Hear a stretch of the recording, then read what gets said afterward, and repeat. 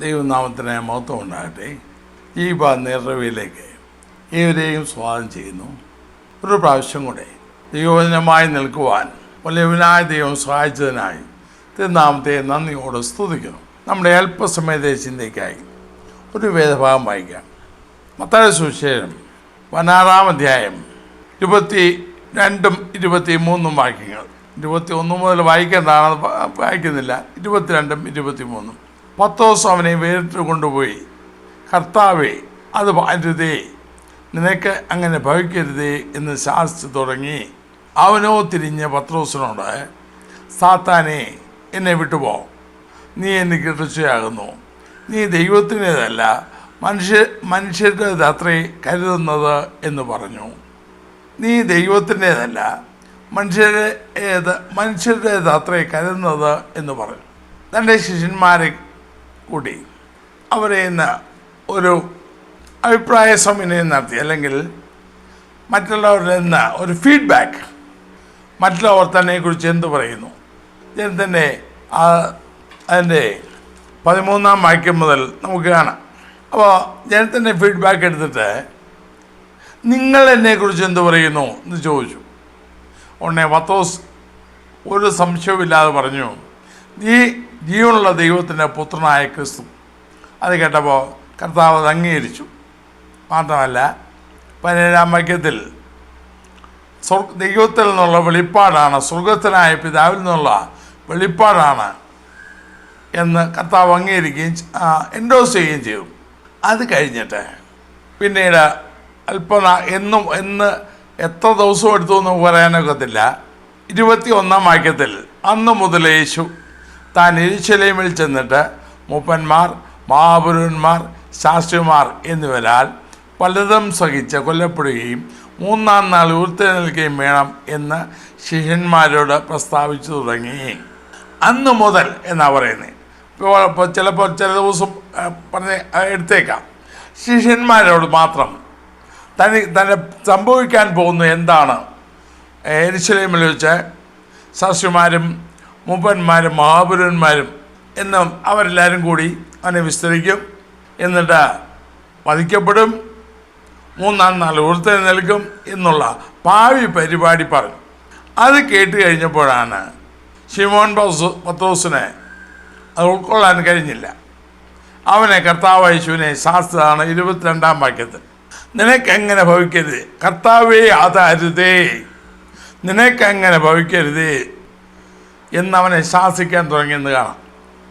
അപ്പോഴാണ് യേശു ഇത് മറുപടി പറയുന്നത്, നീ ദൈവത്തിൻ്റേതല്ല മനുഷ്യരുടേത് അത്രേ കരുതുന്നത് എന്ന് പറഞ്ഞു. മാത്രമല്ല ഒരു വാക്കോടെ കർത്താവ് ആദ്യം പറഞ്ഞു, നീ എനിക്ക് ഇടർച്ചയാകുന്നു, സാത്താനെ വിട്ടുപോകുന്നു പറഞ്ഞിട്ട് നീ എനിക്ക് ഇടർച്ചയാകുന്നു, നീ കരുതുന്നത് ദൈവത്തിൻ്റേതല്ല മനുഷ്യരേതാണ്. പിയോസിബേൽ വായിച്ചപ്പോൾ നീ ചിന്തിക്കുന്നത് ദൈവത്തിൻ്റേതല്ല മനുഷ്യരുടേതാണ് എന്ന് കണ്ടു. അപ്പോൾ എന്താണ് ഇതുകൊണ്ട് ഉദ്ദേശിക്കുന്നത്? എന്തുകൊണ്ട് കർത്താവ് പത്രോസിനെ ശാസിച്ചു? ഈ ആഴ്ചയിലെ ദിവസങ്ങളിൽ എന്നെ ആഴത്തിൽ സ്പർശിച്ച ഒരു വേദഭാഗമാണിത്. ആഴത്തിൽ നാം ചിന്തിക്കുന്നത് ദൈവത്തിനുള്ളതോ അതോ മനുഷ്യൻ്റേതോ? മനുഷ്യനെന്ന് പറയുമ്പോൾ അതിൻ്റെ ചിന്ത, അതിൻ്റെ കേന്ദ്രം അല്ലെങ്കിൽ ചിന്തിപ്പിക്കുന്നത് ആര് എന്നുകൂടെ പറയേണ്ടി വരും. പത്രോസ് ഏതായാലും ദൈവത്തിനുള്ളതല്ല ചിന്തിച്ചത് എന്ന ഭാഗത്ത് നമുക്ക് മനസ്സിലാകാം. എന്താണ് അവൻ ചിന്തിച്ചത്? വല്ല കുഴപ്പമുണ്ടോ? സ്വാഭാവികമായിട്ട് നമ്മുടെ ഒരാൾക്ക് ഇന്ന് ഒരു നമ്മൾ സ്നേഹിക്കുന്ന ബഹുമാനിക്കുന്ന ഒരാൾക്ക് അനർത്ഥം സംഭവിക്കും എന്നറിയുമ്പോൾ നാം അത് അയക്ക് വന്നോട്ടെ, അയക്ക് അനുഭവിക്കട്ടെ എന്ന് നാം പറയത്തില്ലല്ലോ. അത് ഒഴിവാക്കാനുള്ള സകല മാർഗവും നാം ശ്രമിക്കും. സകല മാർഗവും പത്രോസ് അത് ചെയ്തു. പക്ഷേ അതിനെന്തിനാണ് യേശുവിനെ ശാസിച്ചത്? മാത്രമല്ല അത് പറഞ്ഞു കഴിഞ്ഞിട്ട് ചില പ്രധാനപ്പെട്ട കാര്യങ്ങൾ 24-ാം വാക്യം മുതൽ കർത്താവ് പറഞ്ഞത്. ഇവിടെ കുഴപ്പം എന്താണ്? നമ്മളെയൊക്കെ അവിടെ കാണാം. എന്താ കുഴപ്പം പറ്റി? കർത്താവ് പത്രോസ് എന്താ കുഴപ്പം? അതായത് യോഹന്നാന്റെ സുവിശേഷം 1-ാം അധ്യായത്തിൽ വായിക്കുമ്പോൾ അവിടെ പിറ്റന്നാൾ എന്ന് പ്രവേശം കാണും. യോഹന്നാൻ തൻ്റെ 2 ശിഷ്യന്മാർ, സ്നാപയോഹന്നാൻ തൻ്റെ ശിഷ്യന്മാരിൽ 2 പേരുമായി നിൽക്കുമ്പോൾ യേശു കടന്നു വരികയാണ്. അപ്പോൾ പറഞ്ഞു, ഇതാ ലോകത്തിൻ്റെ പാപം ചുമന്നൊഴിക്കുന്ന ദൈവത്തിൻ്റെ കുഞ്ഞാട്. അത് കേട്ടോടനെ ആ ശിഷ്യന്മാർ രണ്ടും യേശുവിൻ്റെ പുറകെ അങ്ങ് പോയി. കുറച്ച് കഴിഞ്ഞപ്പോൾ യേശു തിരിഞ്ഞു നോക്കി. അപ്പോൾ അവരോട് ചോദിച്ചു, ഗുരു നീ എവിടെ പാർക്കുന്നു? കർത്താവിൻ്റെ അത് വന്ന് കാണുക എന്ന് പറഞ്ഞത് യോഹന്നാൻ സുവിശേഷം 1-ാം അധ്യായത്തിൽ കാണാം. അവിടെ സവിസ്തരമായിട്ട് എഴുതിയിട്ടുണ്ട്. അപ്പോൾ അന്നത്തെ കഴിഞ്ഞ് അടുത്ത ദിവസമായപ്പോൾ അന്ത്രയോസ്, അതായത് അവർ 2 പേരെ പേരേ ഉണ്ട്, ഒരാളുടെ പേരേ ഉള്ളൂ. അങ്ങനെയോ അനുഗമിച്ചവരിൽ ഒരുത്തൻ അന്ത്രയോസ് ആയിരുന്നു എന്ന് എഴുതിയിട്ടുണ്ട്. ഒരാൾ യോഹന്നാനാണ് എന്ന് സ്നാപയോഹന്നാനല്ല, ശിഷ്യനായ യോഹന്നാൻ, അപ്പോസ്തലനായ യോഹന്നാൻ എന്ന് നമുക്ക് അനുമാനിക്കാം. കാരണം യോഹന്നാൻ്റെ ആ പുസ്തകത്തിൽ പലയിടത്തും തന്നെ പരാമർശിക്കുമ്പോൾ സൈലൻ്റാണ്. ആകെ 5 പേരെ അന്നും അടുത്ത ദിവസമായിട്ടൊക്കെ കർത്താവ് കൂടിയത് കാണാം. അക്കൂട്ടത്തിൽ അന്ത്രയാസ് ആദ്യം ചെന്ന് ശിമോനെ വിളിച്ചു, തൻ്റെ സഹോദരനായ ശിമോൻ. അവനെ വിളിച്ചിട്ട് ഞങ്ങൾ മശിഹായെ കണ്ടെത്തിയിരിക്കുന്നു എന്ന് പറഞ്ഞ് അവനെ യേശുവിൻ്റെ അടുക്കൽ കൊണ്ടുവന്നു. അന്ന് മുതൽ അവൻ കർത്താവിൻ്റെ ശിഷ്യനാണ്. പിന്നെ ഫിലിപ്പോസ് നദയിലേക്ക് കൊണ്ടുവന്നു. അങ്ങനെ അവർ 5 പേരെ നമുക്കവിടെ കാണാം. അന്ന് ഈ അന്ത്രയോസ് പത്രോസിനെ വിളിക്കുമ്പോൾ പറഞ്ഞ മശിഹായെ ഞങ്ങൾ കണ്ടെത്തിയെന്ന്. കാരണം അത് അവരെ സംബന്ധിച്ചിടത്തോളം വലിയ പ്രതീക്ഷയിലാണ്. മശിഹായ്ക്ക് വേണ്ടി കാത്തിരിക്കുന്ന ഒരു കൂട്ടം അവിടെയുണ്ടല്ലോ. എല്ലാവരും പ്രതീക്ഷയാണ്. റോമാഭരണത്തിൽ നിന്ന് തങ്ങളെ വിടുവിച്ച് തങ്ങൾക്ക് യഹൂദൻ്റെ രാജ്യം സ്ഥാപിക്കും. ആ പ്രതീക്ഷയാണ് അവർ കർത്താവിൻ്റെ അടുക്കൽ വരുന്നത്. പിന്നെ കുറച്ച് നാൾ കഴിഞ്ഞപ്പോൾ സകലവും വിട്ട് കർത്താവിനെ അനുഗമിക്കുന്ന നിലയിലേക്ക് പത്രോസ് എത്തി. അത് ലൂക്കോസ് സുവിശേഷം 5-ാം അധ്യായത്തിലുണ്ട്. അത് കഴിഞ്ഞ് കർത്താവിൻ്റെ സന്തത സഹചാരിയായി അവർ മാറി. അപ്പോൾ അവരുടെ ഹൃദയത്തിൽ ഉടനെ മശിഹായുടെ രാജ്യം സ്ഥാപിക്കുമ്പോൾ അവർക്കും അധികാരം കിട്ടും. ഒരിക്കൽ പത്രോസ് ചോദിച്ചാണ്, ഞങ്ങൾ സകലവും വിട്ട് നിന്നെ അനുഗമിച്ചു, ഞങ്ങൾക്ക് എന്തോ കിട്ടുമെന്ന്. അതുപോലെ ചുരുക്കി പറഞ്ഞാൽ യേശുവിൻ്റെ ശിഷ്യനായ അപ്പോസ്തലനായ പത്രോസ്, അല്ലെങ്കിൽ അവിടെ 12 പേരെ തിരഞ്ഞെടുത്ത് അവരെ അപ്പോസ്തലന്മാരാക്കി. അതിലും പത്രോസ് ഉണ്ടല്ലോ, അതൊക്കെ പോട്ടെ. ഇവിടെ എന്താണ് പ്രശ്നം? കർത്താവേ നിനക്കത് വരരുത്. യേശുവാണ് പറഞ്ഞത് എനിക്ക് ഇങ്ങനെ സംഭവിക്കാൻ പോകുന്നു. ഉടനെയാണ് പത്രോസ് പറയുന്നത്, അയ്യോ ഒരിക്കലും അത് വരരുത്, അത് സംഭവിക്കരുത് എന്ന് തടസ്സം പറയുന്നു. അപ്പോഴാണ് കർത്താവിനെ ശാസിച്ചിട്ട് പറഞ്ഞത്, നീ ദൈവത്തിൻ്റേതല്ല മനുഷ്യരുടേത് അത്രേ കരുതുന്നത്, അല്ലെങ്കിൽ ചിന്തിക്കുന്നത്. അപ്പോൾ ചിന്താഗതിയുടെ വ്യത്യാസമാണ്. എന്താ അവൻ ചിന്തിച്ചേ? പത്രോസിൻ്റെ ചിന്തയുടെ പ്രശ്നം എന്താണ് കുഴപ്പം? ഒരു കാര്യം കർത്താവ് തന്നെ തെളിച്ചു പറഞ്ഞു, ദൈവത്തിൻ്റെ ചിന്തയുമുണ്ട് മനുഷ്യൻ്റെ ചിന്തയുമുണ്ട്. പത്രോസ് ദൈവത്തിൻ്റെ ചിന്തയല്ല, ദൈവപ്രകാരമുള്ള ചിന്തയല്ല ചിന്തിക്കുന്നത്. എന്താണത്? കർത്താവിൽ നിന്ന് യേശുവിൻ്റെ മാർഗം എന്താണെന്ന് കൃത്യമായി അവർക്ക് വെളിപ്പെട്ടിരുന്നില്ല. ഈ കിരിപ്രഭാഷണത്തിലൊക്കെ കർത്താവ് പല കാര്യങ്ങളും വളരെ വ്യക്തമായി പറഞ്ഞെങ്കിലും അവർക്ക് മനസ്സിലായിരുന്നില്ല. അതാണ് സത്യം. പിന്നീടും ഉയർത്തെഴുന്നേൽപ്പ് കഴിഞ്ഞ് ഒന്നിച്ചു സ്വർഗാരോഹണത്തിന് മുൻപ് അവർ ഒന്നിച്ചു കൂടിയിരുന്നപ്പോൾ, നീ ഈ കാലത്തിലോ ഇസ്രായേലിന്റെ രാജ്യം സ്ഥാപിക്കുന്നത് യഥാസ്ഥാനപ്പെടുത്തുന്നത് എന്ന് അവർ ചോദിച്ചതായിട്ട് അപ്പോസ്തല പ്രവൃത്തി 1-ാം അധ്യായത്തിന് ആദ്യ ഭാഗത്തുണ്ട്. അപ്പോൾ അവരുടെ ചിന്തയിൽ മുഴുവൻ രാജ്യം അധികാരം എന്നുള്ളതായിരുന്നു. അല്ലാതെ കഷ്ടതയോ ക്രൂശോ പാടോ പ്രയാസമോ ഒന്നുമില്ല. മാത്രമല്ല, ഈ ക്രൂശ് എന്ന് പറയുമ്പോൾ അതിൻ്റെ ഭയാനകത ഇന്നുള്ള നമുക്ക് അത്ര സാരമായിട്ട് തോന്നത്തില്ല. അവർക്കതിൻ്റെ ഗൗരവം അറിയാം. ചുരുക്കി പറഞ്ഞാൽ, കർത്താവ് എന്തിനു വന്നോ, ദൈവത്തിൻ്റെ ഉദ്ദേശം എന്തോ, ദൈവത്തിൻ്റെ പ്ലാൻ എന്തോ, ദൈവത്തിൻ്റെ കാര്യപരിപാടി എന്തോ അത് മനസ്സിലാക്കാതെ വെറുതെ സംസാരിക്കാൻ പോയതാണ് പത്രോസിൻ്റെ കുഴപ്പം. പലപ്പോഴും ഇന്ന് നാമും അതേ സാഹചര്യത്തിലാണ് ആയിരിക്കുന്നത്. എന്താണ്? ഈ പുതിയ നിയമത്തിലുടനീളം നാം നോക്കിയാൽ ഇന്നത്തെ ഉദ്ദേശത്തിൻ്റെ പൊള്ളത്തരം കാണും. ആ പുതിയ നിയമത്തിലുടനീളം യോഹന്നാൻ പ്രസംഗിച്ചു തുടങ്ങിയപ്പോൾ തന്നെ മത്തായി സുവിശേഷം 3-ാം അധ്യായത്തിലുണ്ടല്ലോ, സ്വർഗ്ഗരാജ്യം സമീപിച്ചിരിക്കാൻ മാനസാന്തരപ്പെടുവീൻ. മർക്കോസ് 1-ാം അധ്യായത്തിലും കാലം തികഞ്ഞു, ദൈവരാജ്യം സമീപിച്ചിരിക്കുന്നു, മാനസാന്തരപ്പെട്ട് സുവിശേഷത്തിൽ വിശ്വസിപ്പീൻ. അപ്പോസ്തലന്മാരെല്ലാം പിൽക്കാലങ്ങളിലും പ്രസംഗിച്ചു വന്നത് അത് തന്നെയാണ്. മാനസാന്തരത്തെക്കുറിച്ച് അല്ലെങ്കിൽ ദൈവരാജ്യത്തെക്കുറിച്ച്, വരാൻ പോകുന്ന രാജ്യത്തെക്കുറിച്ചല്ലാതെ ഭൗതികമായ എന്തെങ്കിലും കാര്യങ്ങളെക്കുറിച്ച് അവർ പറഞ്ഞതായി കാണുന്നില്ല. കടം മാറും, രോഗം മാറും, അത്ഭുതങ്ങൾ കർത്താവ് പ്രവർത്തിച്ചിട്ടുണ്ട്, ഇല്ലെന്ന് പറയുന്നില്ല. പക്ഷേ കടം മാറും, രോഗം മാറും, ആ സ്റ്റേറ്റസിന് വ്യത്യാസം ഉണ്ടാകും, വലിയ ആ നിലയിൽ ഭൗതികമായ മാറ്റമുണ്ടാകും എന്നൊന്നും യേശുവോ അപ്പോസ്തലന്മാരോ പ്രസംഗിച്ചിരുന്നില്ല, എങ്ങും കാണുന്നില്ല. ഞാൻ വേദപുസ്തകത്തിൽ തിരിച്ചും മറിച്ചും നോക്കട്ടെ, പുതിയ നിയമത്തിൽ എങ്ങും കാണുന്നില്ല. മാത്രമല്ല, പുഴുവും തുരുമ്പും കെടുക്കുകയും കള്ളന്മാർ തുറന്ന് മോഷിക്കുകയും ചെയ്യുന്ന ഭൂമിയിൽ നിക്ഷേപം സ്വരൂപിക്കരുത് എന്നാണ് കർത്താവ് പറഞ്ഞത്. അപ്പോൾ യേശുവിൻ്റെ പഠിപ്പിക്കലും അപ്പോസ്തലന്മാരുടെ പഠിപ്പിക്കലും പിൽക്കാലത്ത്, പക്ഷേ അതിന് മുൻപ് അല്ലെങ്കിൽ കർത്താവ് ഉയർത്തെഴുന്നേൽക്കുന്നതിന് മുൻപുള്ള അവസ്ഥയും അവരുടെ ചിന്താഗതി ഇങ്ങനായിരുന്നു. എന്നാൽ പിന്നെ മാറിയല്ലോ. പരിശുദ്ധാത്മാവ് വന്ന് ആ സകല സത്യത്തിലും അവരെ വഴി നടത്താൻ തുടങ്ങിയപ്പോൾ അവരുടെയും ചിന്താഗതി മാറി.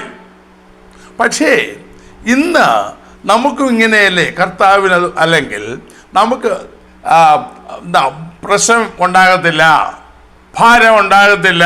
നിനക്കെങ്ങനെ ഭവിക്കരുതേ? ആരും കർത്താവിനെങ്ങനെ ഭവിച്ചാൽ അവരുടെ സ്വപ്നം മുഴുവൻ തകർന്നു. യോഹന്നാൻ സുവിശേഷം 6-ാം അധ്യായം 15-ാം വാക്യത്തിൽ അവർ വന്ന് തന്നെ പിടിച്ച് രാജാവാക്കാൻ ഭാവിക്കുന്നു എന്ന് വെച്ച് അവൻ അവിടുന്ന് രക്ഷപ്പെട്ടു എന്ന് കാണാം. ഒരു സ്ഥലത്തേക്ക് വാങ്ങിപ്പോയി. അപ്പോൾ കർത്താവ് അങ്ങനെയായിരുന്നു. തൻ്റെ ദൗത്യം നിവർത്തിക്കുന്നത് വരെ കർത്താവ് വളരെ സൂക്ഷിച്ചും അല്ലെങ്കിൽ പോപ്പുലർ ചിന്തയ്ക്ക് പിടികൊടുക്കാതായിരുന്നു കർത്താവ് ഒഴിഞ്ഞു മാറി നിന്നത്. എന്നാൽ അത് അവരുടെ പ്രതിനിധി പത്രോസ്, ഒയ്യോ അത് വരരുതേ, ഉപദ്രവം വരരുതേ, കഷ്ടത വരരുതേ, പ്രയാസം വരരുതേ, ഒരു വിഷമവും ഉണ്ടാകരുതേ, നാമോ അങ്ങനെ തന്നെയല്ലേ എന്ന് പ്രാർത്ഥിക്കുന്നത്. നിനക്കെങ്ങനെ ഭവിക്കരുതേ? നിനക്കെങ്ങനെ ഭവിച്ചാൽ എനിക്കും വരും. മാത്രമല്ല, മനുഷ്യരുടേത് അത്രേ ചിന്തിക്കുന്നത് അല്ലെങ്കിൽ അത്രേ കരുതുന്നത് എന്ന് കർത്താവ് പറഞ്ഞപ്പോൾ അതിന് വേറൊരു ബാക്ക്ഗ്രൗണ്ട് കൂടെ നമുക്ക് കാണാം. മുൻപ് കുറച്ച് മുൻപ് കർത്താവ് യേശുവിൻ്റെ അടുക്കൽ വേറൊരാൾ വന്നതാണ്. മത്തായി സുവിശേഷം 4-ാം അധ്യായം വായിക്കുമ്പോൾ നമുക്ക് കാണാം, മരുഭൂമിയിൽ വെച്ച് താൻ ഉപവസിച്ച് കഴിഞ്ഞ് പരീക്ഷകനടുത്ത് വന്നു. 3-ാമതോടെ കാണുന്നത് എല്ലാ രാജ്യങ്ങളുടെ മഹത്വം അവനെ കാണിച്ചു. വീണ് എന്നെ നമസ്കരിച്ചാൽ, നമ്മുടെ ഭാഷാന്തത്തിൽ നമസ്കരിച്ചാൽ എന്ന് POC ഞാൻ വായിച്ചു, നീ സാഷ്ടാംഗം വീണ് എന്നെ ആരാധിച്ചാൽ ഇതെല്ലാം നന്നേക്കാം. അന്നവനെ ശാസിച്ചു വിട്ടതാണ്. ആ ആളല്ലേ പത്രോസിൻ്റെ വായിലും അല്ലെങ്കിൽ പത്രോസിൻ്റെ ചിന്താഗതിയിലും പ്രവർത്തിച്ചിരിക്കുന്നേ. വാസ്തവം പറഞ്ഞാൽ ഇന്ന് അത് തന്നെയല്ലേ വ്യാപരിക്കുന്നേ. കർത്താവ് യേശുവിനെ അനുഭവിച്ചാൽ പ്രശ്നം ഒന്നും ഉണ്ടാകത്തില്ല. വച്ചടി കയറ്റമായിരിക്കും, ഉയർച്ചയായിരിക്കും, കഷ്ടം വരികയില്ല, ദോഷം വരത്തില്ല, കടം വരികയില്ല, രോഗം വരികയില്ല, എല്ലാം സമൃദ്ധി. ഇതെവിടെ നിന്ന്? ആത്മാവിനെക്കുറിച്ച് ചിന്തിക്കുന്നില്ലല്ലോ. പ്രശ്നം അവിടെയാണ്. ആത്മാവിനെക്കുറിച്ച് അല്പം പോലും ചിന്തിക്കുന്നില്ലല്ലോ. മാത്രമല്ല, ദൈവത്തിൻ്റെ ഇഷ്ടത്തെക്കുറിച്ച് ചിന്തിക്കുന്നില്ല. യേശു എന്ന് പറയുമ്പോൾ അവൻ ദൈവപുത്രനാണെന്ന് പറഞ്ഞ, അല്ലെങ്കിൽ നീ ജീവനുള്ള ദൈവത്തിൻ്റെ പുത്രനായ ക്രിസ്തു എന്ന് പറഞ്ഞ പത്രോസ് തന്നെ ദൈവത്തിൻ്റെ ഹിതം അറിയുന്നില്ലല്ലോ. യേശുവിനെ പ്രസംഗിക്കുന്ന, യേശുവിനെ സാക്ഷിക്കുന്ന, യേശുവിൽ വിശ്വസിക്കുന്നു പറയുന്ന നാമും അതുപോലെ ആ കൂട്ടത്തിൽ തന്നെയല്ലേ.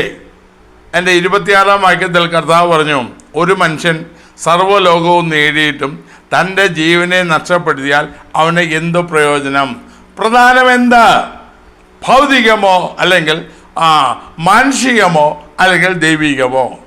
ഈ നാളുകളിൽ ആത്മീയ മണ്ഡലത്തിൽ നടക്കുന്ന വ്യാപകമായ പ്രചരണം കണ്ടാൽ സാത്താൻ നമ്മയും സ്വാധീനിച്ച് നമ്മുടെ അധരങ്ങൾ കൂടെയും ഈ നിലയിലല്ലേ പറയുന്നത്, പ്രവർത്തിക്കുന്നത്. ആ ബന്ധത്തിൽ ഞാനൊരു സംഭവം കൂടെ കാണിച്ചു തരാം. അപ്പോൾ അങ്ങനെ വരുമ്പോൾ നമുക്ക് കാര്യം വ്യക്തമാകും. ഞാൻ പറയാൻ ഉദ്ദേശിക്കുന്നതിൻ്റെ കാര്യം വ്യക്തമാകും.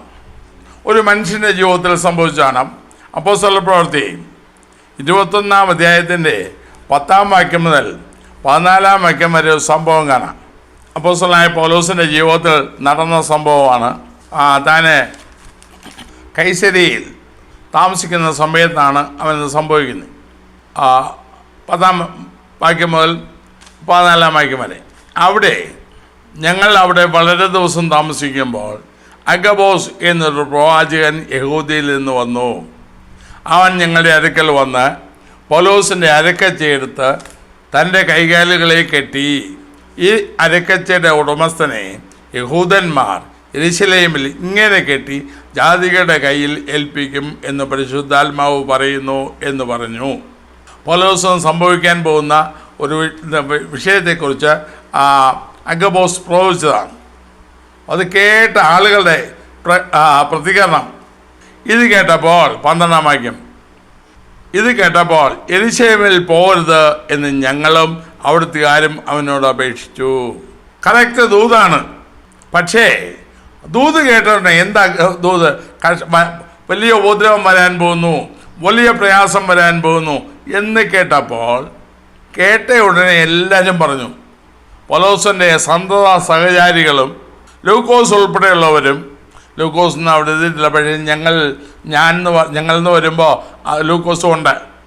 അവിടെ ഉള്ളവരും ഫിലിപ്പോസിൻ്റെ വീട്ടിൽ വെച്ചാണ് സംഭവം. അവനും പ്രവചിക്കുന്ന 4 മക്കളുണ്ട്. അവിടെ വെച്ച് പറയുമ്പോൾ എല്ലാവരും വേഗസ്വരത്തിൽ പറഞ്ഞു, യെരൂശലേമിൽ പോകരുത്. ഉടനെ പൗലോസ് പറഞ്ഞ മറുപടി 13-ാം വാക്യത്തിലുണ്ട്. അതിന് പൗലോസ്, നിങ്ങൾ കരഞ്ഞ് എൻ്റെ ഹൃദയം ഇങ്ങനെ തകർക്കുന്നത് എന്താ? കർത്താവായ യേശുവിൻ്റെ നാമത്തിനു വേണ്ടി ബന്ധിക്കപ്പെടുവാൻ മാത്രമല്ല യെരൂശലേമിൽ മരിക്കുവാനും ഞാൻ ഒരുങ്ങിയിരിക്കുന്നു എന്ന് ഉത്തരം പറഞ്ഞു. മാത്രമല്ല, അടുത്ത വാക്യം, അവനെ സമ്മതിപ്പിക്കാൻ കഴിയാതെ കർത്താവിൻ്റെ ഇഷ്ടം നടക്കട്ടെ എന്ന് പറഞ്ഞ് ഞങ്ങൾ മിണ്ടായിരുന്നു. നോക്കണം, സംഭവിക്കാൻ പോകുന്നതിനെക്കുറിച്ച് ദൂത് പറഞ്ഞപ്പോൾ, പ്രവാചകൻ അറിയിച്ചപ്പോൾ അതിന് അവിടെ പോകണ്ട, നമുക്ക് ഇപ്പോൾ യെരൂശലേമിൽ പോകണ്ട എന്ന് അവിടെ ഉള്ളവരെല്ലാം പറഞ്ഞു. എല്ലാവരും പൗലോസിനെ സ്നേഹിക്കുന്നവരെല്ലാം എന്നോട് പറഞ്ഞു. ഉടനെ പൗലോസ് ചോദിച്ചതാണ്, എൻ്റെ മനസ്സെന്തിന് കരഞ്ഞ് നിങ്ങൾ തകർക്കുന്നു? യെരൂശലേമിൽ പോകുക മാത്രമല്ല, ബന്ധിക്കപ്പെടുവാൻ മാത്രമല്ല, അവിടെ മരിക്കാനും ഞാൻ തയ്യാറാണ്. അതിനപ്പുറം മറന്നില്ല. അവനെ സമ്മതിപ്പിക്കാൻ കഴിയാതെ വന്നപ്പോൾ കർത്താവിൻ്റെ ഇഷ്ടം നടക്കട്ടെ. അപ്പോൾ നോക്കണം, ദൈവഇഷ്ടം നടക്കട്ടെ. അപ്പോൾ അവർ പറഞ്ഞതോ നല്ല ദൈവമക്കളാണ്, പ്രവചിക്കുന്നവരുണ്ട്, എല്ലാവരും ദൈവഇഷ്ടം നടക്കാൻ പോകുന്ന കാര്യം പറഞ്ഞ അതിന് തടസ്സം നിന്നപ്പോൾ, അവനെ സമ്മതിപ്പിക്കാതെ വന്നപ്പോൾ അവരെന്താ പറയുക? എന്നപ്പം ദൈവഇഷ്ടം നടക്കട്ടെ. അപ്പോൾ ഇതേ പ്രവണതയല്ലേ ഇന്നുള്ളത്, എക്കാലത്തും ഉള്ളത്. നമ്മുടെ യാത്രയിൽ, കർത്താവിന് വേണ്ടിയുള്ള യാത്രയിൽ ശ്രദ്ധിക്കണം. കർത്താവിന് വേണ്ടിയുള്ള യാത്രയിൽ, കർത്താവിന് വേണ്ടി മുന്നോട്ട് പോകുമ്പോൾ പ്രയാസമോ പ്രതിസന്ധിയോ പ്രശ്നമോ വിഷമോ എന്ത് തന്നെ വരട്ടെ, ഉടനെ നാം പറയുന്നത് എന്താണ്? അത് മാറിപ്പോകാൻ പ്രാർത്ഥിക്കണം. ഇപ്പോൾ അഗബോസ് പറഞ്ഞ പോലെ ഇന്ന് പ്രവാചകന്മാരെന്ന് പറയുന്നവരെ കൊണ്ട് ഞാൻ എല്ലാവരെയും പ്രവാചകന്മാരെ അംഗീകരിക്കുന്നില്ല. പക്ഷേ ഭൂരിപക്ഷം ഇതാണ്. ഇവരെന്താ ചെയ്യുന്നത്? ഇങ്ങനൊരു കാര്യം വരുമ്പോഴേക്കും 3 ദിവസം ഉപവാസം, അല്ലെ ഒരാഴ്ച ഉപവാസം. മാറിപ്പോണം. ദൈവത്തിൻ്റെ ആത്മാവ് പറയുന്നത് ഉടനെ മാറിപ്പോണം. 10 ദിവസം നാം ആദ്യം ചിന്തിച്ച കർത്താവിൻ്റെ കാര്യത്തിലും അത് തന്നെയാണ്. അത് നടക്കരുത്. കർത്താവേ, ദൈവത്തിൻ്റെ ആലോചനയും ദൈവത്തിൻ്റെ ഉദ്ദേശവും ദൈവം നിവർത്തിക്കാൻ ഒരുങ്ങുമ്പോൾ നാം അതിന് എതിർ നിൽക്കുന്നുവോ? മനുഷ്യചിന്ത കടത്തി ദൈവത്തിനെതിരെ നാം നിൽക്കുന്നോ? ഇതാ പരമപ്രധാനം. ചിലപ്പോൾ നിർബന്ധിച്ച് പ്രാർത്ഥിക്കുമ്പോൾ ചിലപ്പോൾ നടന്നിരിക്കും, പക്ഷേ അത് ചില കാര്യങ്ങൾ കൊന്നിരിക്കും. പക്ഷേ അത് മൂലം പിന്നീടുണ്ടാകുന്ന ആത്മീയ പരാജയം വളരെ വലുതുമായിരിക്കും. ഞാനൊരു വേദപുസ്തകത്തിൽ ഒരു രാജാവിനെ കുറിച്ച് പറയാം. 14 വർഷം വളരെ നല്ല നിലയിൽ നല്ല സാക്ഷ്യം പുലർത്തി ജീവിച്ചൊരു മനുഷ്യൻ. പക്ഷേ 14 വർഷമായപ്പോൾ അദ്ദേഹത്തിന് രോഗം വന്നു. രോഗം വന്നപ്പോഴേക്ക് ഒരു പ്രവാചകൻ യെശയ്യാവ് അവനോട് പറഞ്ഞു, നീ തീർന്നു പോകും, നിൻ്റെ വീട്ടുകാരെയൊക്കെ ക്രമത്തിലാക്കിക്കോ. ഹിസ്കിയാവിനോട് പറഞ്ഞതാണ്. അവനോടൊന്ന് കരയാൻ തുടങ്ങി. കരഞ്ഞ് വിളിച്ച് നിലവിളിച്ച് പ്രാർത്ഥിച്ച് എന്തിനാ പറയുന്നു, ദൈവത്തിന് കിടന്ന് പാടെ കരഞ്ഞ് വിളിച്ച് ദൈവം പറഞ്ഞു, എന്നാൽ ശരി, നിനക്ക് 15 വർഷം കൂടെ നീട്ടി തന്നിരിക്കുന്നു. 15 വർഷം കൂടെ അവൻ നീട്ടിക്കൊടുത്തു. മാത്രമല്ല ഒരു വലിയ അടയാളം കൊടുത്തു. അതായത് ഭൂമി നിശ്ചലമായ ഒരവസ്ഥ കൂടെ അവിടെ കാണാം. അവൻ അടയാളമായിട്ട് 15 വർഷം നീട്ടിക്കൊടുത്തു. അവൻ്റെ കണ്ണീര് കണ്ടു, അവൻ ഐശ്വര്യത്തിൽ നീട്ടിക്കൊടുത്തു. മറ്റേതെന്താണെന്ന് പറഞ്ഞാൽ 2 അപകടം അതുമൂലം ഉണ്ടായി. ഒന്ന്, അവൻ്റെ ഹൃദയം നീളിച്ചു പോയി. ബാബേൽ രാജാവിൻ്റെ ആളുകൾ വന്നപ്പോൾ അവർ പറഞ്ഞ് അവരുടെ ഇഷ്ടത്തിന് എല്ലാ കാര്യങ്ങളും തുറന്നു കൊടുത്തു. അത് യെശയ്യാവ് അവനെ ശാസിച്ചു. അതൊന്ന്. മാത്രമല്ല, ഇവിടെ എഴുതിയിട്ടുണ്ട്, ദിനവൃത്താന്തങ്ങളിൽ കാണാം ഹിസ്കിയാവ് നിഗളിച്ചു പോയെന്ന്. 2, അതിലും ഭയാനകം, മനശ്ശെ എന്ന് പറഞ്ഞൊരു മകൻ അവന് ജനിച്ചു. അവനാണ് ഹിസ്കിയാവിന് ശേഷം രാജാവായത്. 55 വർഷം തനി വിഗ്രഹാരാധികയായി ഇസ്രായേലിനെ കൊണ്ട് യഹൂദയെ കൊണ്ട് പാപം ചെയ്യിക്കുന്ന മാരകമായ അവസ്ഥയിൽ അവനെത്തി. നേരത്തെ ദൈവം പറഞ്ഞ സമയത്ത് അങ്ങ് പോയിരുന്നെങ്കിൽ ഒരു കുഴപ്പവും ഉണ്ടാകത്തില്ലായിരുന്നു. പ്രിയമുള്ളവരെ, നമുക്കൊരു പാഠമാണ്. ദൈവത്തിൻ്റെ ചിന്ത, ദൈവം ഒരു കാര്യം ചെയ്യുന്നത് അവിടുത്തെ വലിയ ചിന്തയുടെ ഭാഗമാണ്. അതൊരിക്കലും തെറ്റുവരത്തില്ല. യേശുവിൻ്റെ ദൗത്യത്തിൽ നിന്ന് പിന്തിരിപ്പിക്കാനാണ് പത്രോസ് അവിടെ ശ്രമിച്ചത്. കർത്താവ് വന്നത് എന്തിനാണെന്നോ അവനറിയത്തില്ല. ഇതുപോലെ തന്നെയല്ലേ ദൈവത്തിൻ്റെ ആലോചന നമ്മോട് അറിയിക്കുമ്പോൾ പലപ്പോഴും നമുക്ക് മനസ്സിലാകുകയില്ല, നാം അത് ഉൾക്കൊള്ളത്തില്ല, അംഗീകരിക്കാൻ നമുക്ക് പറ്റത്തില്ല. നമ്മുടെ പ്രാകൃത ബുദ്ധി കൊണ്ട് അയ്യോ കർത്താവേ അങ്ങനെ ആയാൽ അങ്ങനെ അതിൽ സംഭവിക്കും, അങ്ങനെ ആകും ഇങ്ങനെ ആകും എന്നൊക്കെ ദൈവത്തോട് പറഞ്ഞ് നാം പാടെ പ്രശ്നം ഉണ്ടാക്കി. ശരി, എന്നാൽ പിന്നെ നിൻ്റെ ഇഷ്ടമാണ്.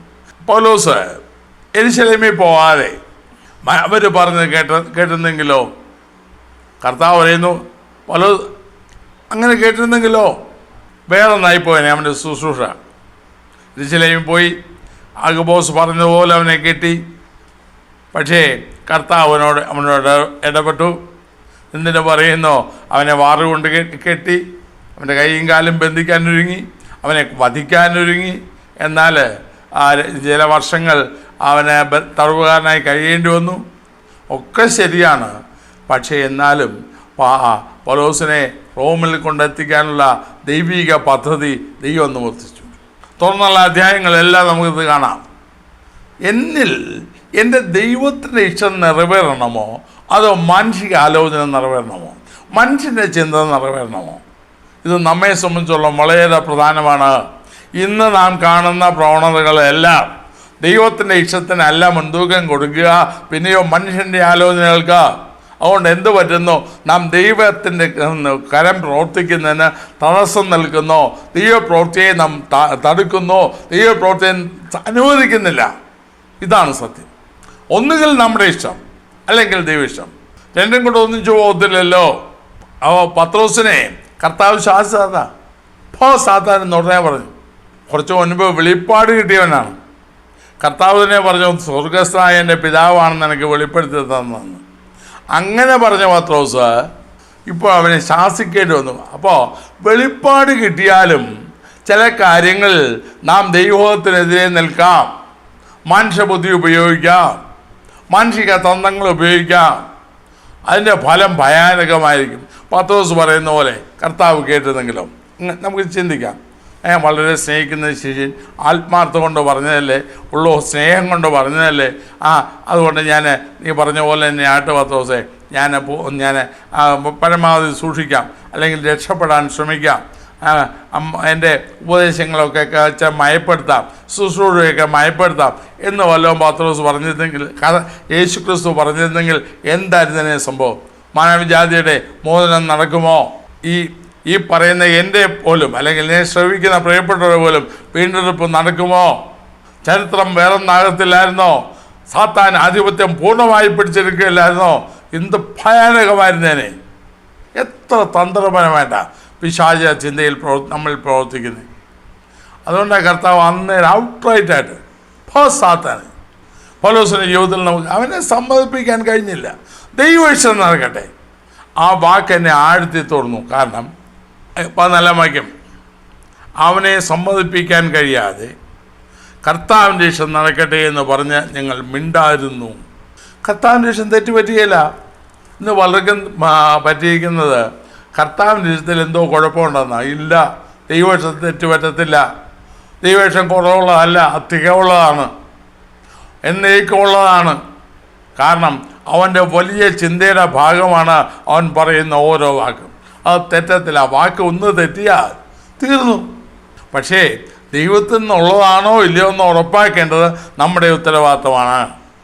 അപ്പോൾ ഈ കാര്യത്തിൽ ഒന്ന് രണ്ട് കാര്യങ്ങൾ എനിക്ക് സൂചിപ്പിക്കാനുള്ളത്, ദൈവത്തിൻ്റെ ഇഷ്ടം അറിയിക്കുന്നതിനിടയ്ക്ക് മാനസിക ആലോചനയും കടന്നു വരാം.